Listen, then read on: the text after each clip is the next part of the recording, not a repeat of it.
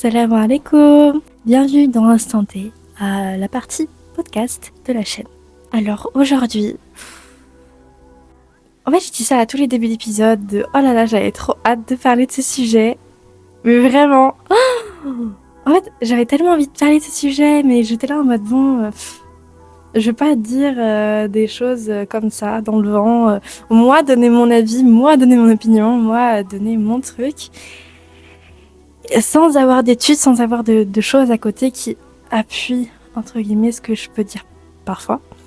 Donc normalement, en description, il y aura pas mal d'études, enfin au moins quelques études que j'ai regardées, etc. pour appuyer certains de mes propos. Ensuite, voilà. Après le reste, ça, ce sera uniquement moi, mes pensées, mes petites réflexions, enfin comme d'habitude au final.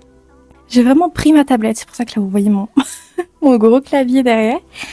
Du coup parce que oui, j'ai fait un petit plan et tout, j'ai vraiment bien organisé, surtout pour un sujet comme ça, aussi dont on parle énormément. Je me suis dit, oula, je vais pas faire un truc désorganisé ou quoi. Aussi, si vous entendez un petit peu de bruit, sachez que c'est soit mon chat qui passe, vu que là, encore une fois, on est à côté de la fenêtre et tout, de par la magnifique lumière, toujours en train de cramer. Mais oui, du coup, si vous entendez du bruit, c'est soit mon chat, soit le vent, tout simplement, parce que là, on est en pleine tempête, bref, ça bouge pas. Donc ne vous en faites pas, ce n'est rien. De nos jours, ce qu'on nous apprend, c'est déjà, premièrement, la notion de 50-50. La notion de la femme et l'homme sont égaux sur absolument tout. Tout ce qui est féminisme, etc. On nous apprend que l'homme et la femme sont au même niveau, ont les mêmes capacités, et que sur plein de points, tu es un homme, tu peux devenir une femme, tu es une femme, tu peux devenir un homme, tout le monde est sur le même pied d'égalité. Sur absolument tout, j'insiste sur absolument tout, capacité physique, capacité tout.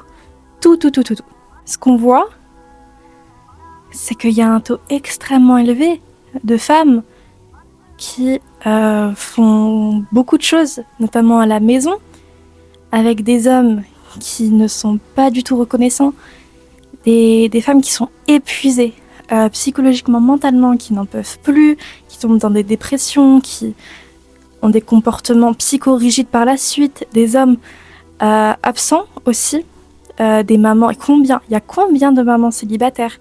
Il y a combien de personnes qui sont dépassées, notamment de femmes. Je parle beaucoup des femmes parce que forcément j'en suis une et voilà, tout simplement je me sens un petit peu concernée aussi. Mais il y a combien de mamans célibataires? Il y a combien de papas aussi célibataires?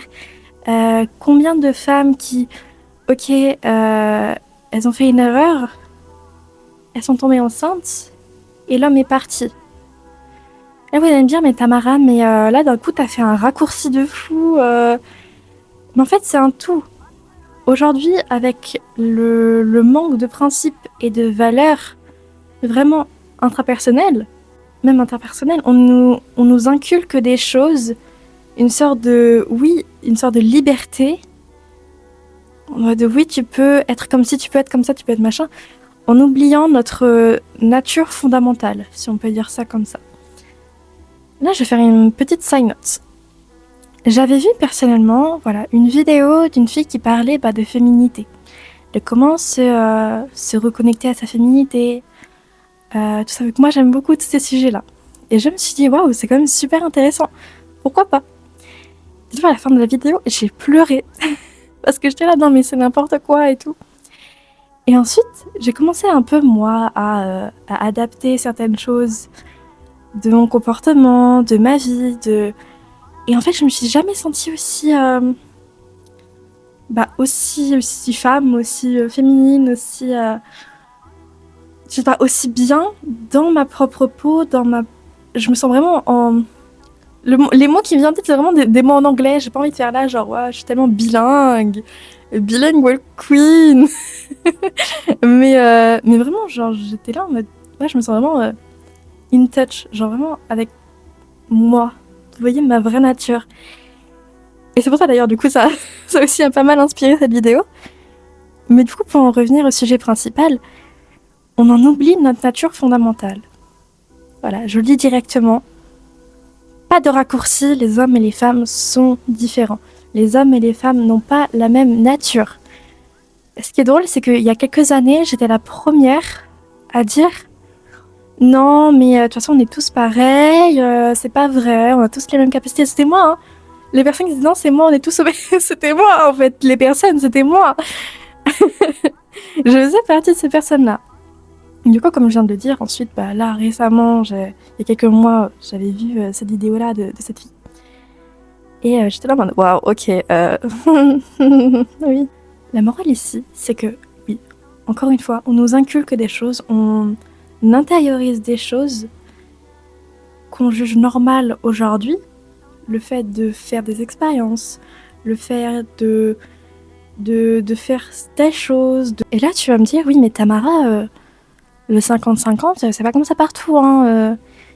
En effet, le 50-50, ça dépend un petit peu de la culture. Par exemple, moi, je l'ai déjà dit, je crois, je suis d'origine algérienne. Le 50-50, en Algérie, même dans les pays, en fait, dans les pays orientaux, le 50-50 n'existe pas en règle générale. Normalement, la femme est traitée d'une manière... elle est traitée comme une princesse, si on peut dire ça comme ça. Moi, je sais que, par exemple, les hommes qui voulaient, par exemple, épouser une femme, tout simplement, ils lui bâtissaient une maison. Ils bâtissaient une maison, ils la couvraient d'or, de cadeaux, notamment du coup par rapport à la dot, mais bon, ça c'est autre chose, mais ils bâtissaient une maison.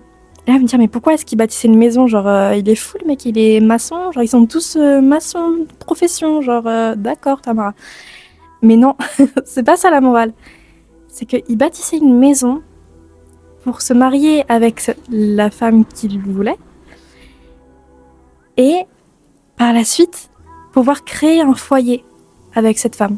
Vous voyez la logique? Il bâtit, et avec la femme, ils construisent par la suite un foyer. Un foyer aimant, un foyer sain, un foyer bien, avec des enfants. C'était ça le but, la morale. Vous voyez ce que je veux dire ou pas? Oui, là, on commence à s'approcher doucement, mais sûrement du sujet principal de la vidéo. Après aussi, je voulais quand même faire une petite aparté, encore une fois. Il y a aussi les doubles standards. Il y a les doubles standards partout. Et quand j'ai dit ça dépend de la culture, il y a aussi beaucoup ce truc de les hommes font ci, les femmes font ça, et c'est des trucs vraiment très mauvais. C'est des trucs qui sont pas du tout en... Comment dire? Ils sont pas du tout in touch, encore une fois, avec notre nature. Là, du coup, je vais encore une fois parler des femmes qui sont épuisées à faire le ménage, la cuisine, s'occuper des enfants, etc., avec un mari qui rentre et qui ne fait absolument rien pour aider la femme, qui... Et inversement, imaginons un homme qui... Inversement, juste un homme qui n'est pas bien et une femme qui n'est pas là pour lui, qui l'humilie, qui le rabaisse, qui... bref, des deux, où les comportements ne sont pas bien, ne sont pas sains, dans tous les cas, c'est non en fait. Ou bien autoriser plus de choses pour les hommes que pour les femmes. Non, en fait, non, c'est la même chose. Je me devais quand même de faire cette petite aparté. Ça dépend vraiment de la culture, les doubles standards existent partout. Je pense que vous avez compris. Ici, là, la morale, c'est par rapport à la petite side note que je viens de faire, c'est que la culture ne définit absolument pas ce qu'il faut faire. Et les doubles standards existent partout, depuis toujours. Mais qu'il faut absolument s'en défaire pour justement pouvoir s'élever et être plus in touch avec nous-mêmes. Et on en vient à la partie que je voulais absolument aborder et le sujet central de cette vidéo, les hommes et les femmes. En quoi est-ce qu'ils sont différents? Qu'est-ce qui les différencie autant l'un de l'autre? Et comment est-ce qu'ils peuvent s'aider, s'entraider? À quel point est-ce qu'ils sont complémentaires? Parce que oui, les hommes et les femmes sont très différents. Un homme et une femme sont très différents, que ce soit physiquement, psychologiquement, la mentalité est différente. Les schémas de pensée en règle générale sont différents. Mais est-ce que cette différence mène nécessairement à quelque chose de mauvais? Spoiler, pas du tout. Vraiment pas du tout. Au contraire. Les hommes et les femmes ont été créés pour être différents mais complémentaires. Moi, si j'étais avec quelqu'un qui me ressemblait en tout point, je ne pourrais pas avancer. Vous voyez ce que je veux dire? Les hommes et les femmes, on est là pour se... Enfin, un homme et une femme sont faits pour se pousser à changer et à être meilleurs. J'y viens. Déjà, ce que j'entends par complémentaire, c'est que au niveau des choses qui décrivent, des termes qui décrivent le mieux la femme, c'est la beauté et l'amour. Oh Tamara, c'est tellement cliché, gna gna gna gna gna gna. Mais c'est vrai, une femme est extrêmement belle. Une femme est extrêmement belle et c'est pour ça qu'au prisme de l'islam, une femme doit se couvrir, elle doit se préserver, elle doit faire de son mieux à ce niveau-là. Parce que la femme est l'élément de désir le plus profond, le plus intense d'un homme. Et encore une fois, sur ça, on est différents. Mais oui, la femme, c'est la beauté, la femme, c'est l'amour. On est littéralement des représentations d'amour. Les femmes sont des épouses, les femmes sont des mères. Du moins, elles peuvent être des mamans qui ont un instinct de maman, des mamans qui, en général, des mamans qui aiment du plus profond de leur cœur leurs petits. On voit ça dans la nature avec des animaux. On voit que les mamans sont toujours là pour leurs petits. Bon, à part quand elles les mangent dans certains cas, mais voilà, il y a toujours des exceptions, il y a toujours de pourquoi est-ce qu'elles font ça, etc. Mais il y a toujours cet amour de la femme dans tous les statuts, dans toutes les casquettes qu'elle peut avoir. Toujours, toujours, toujours.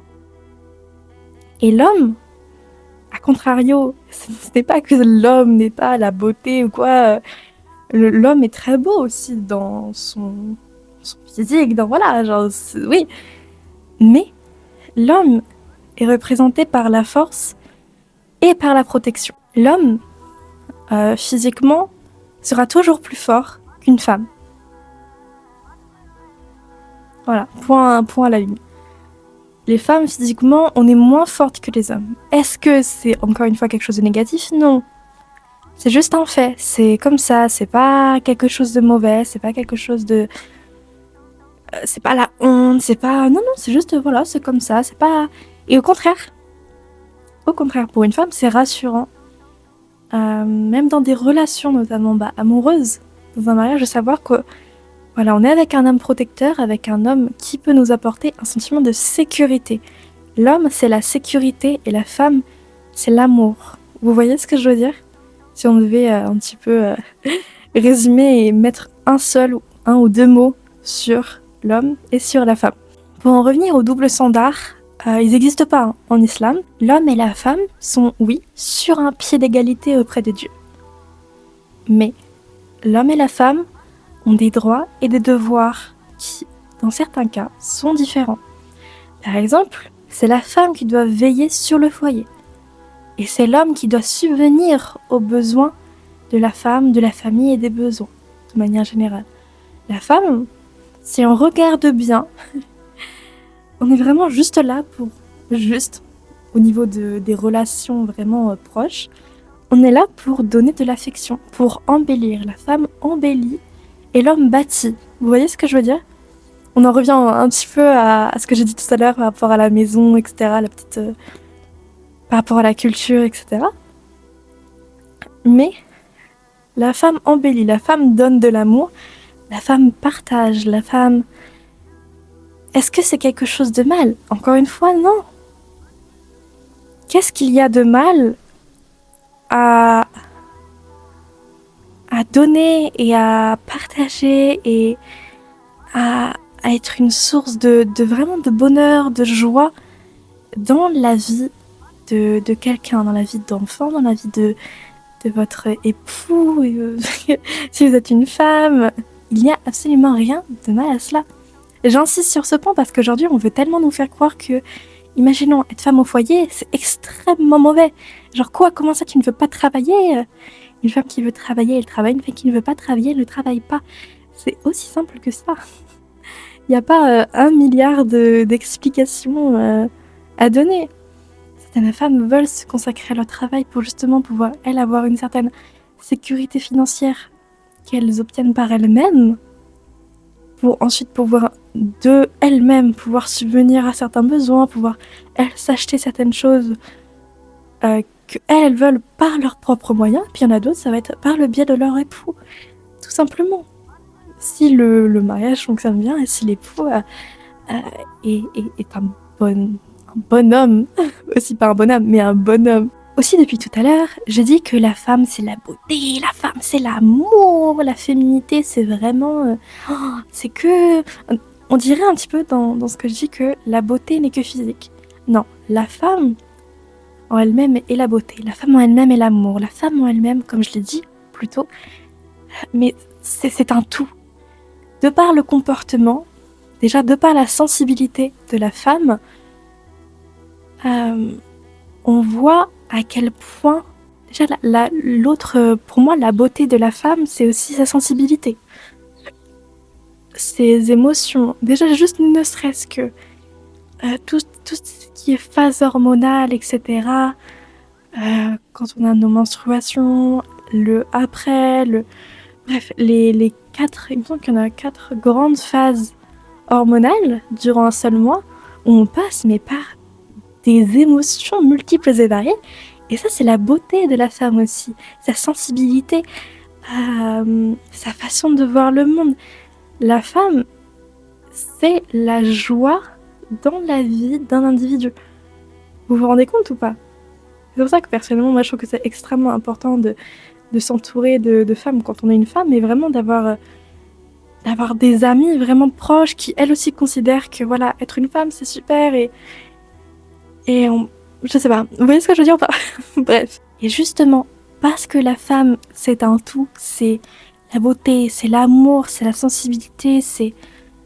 en fait, tout ce qui peut être joli et beau peut être attribué à la femme, à la féminité, à tout ça. C'est un énorme plus dans la vie d'un homme.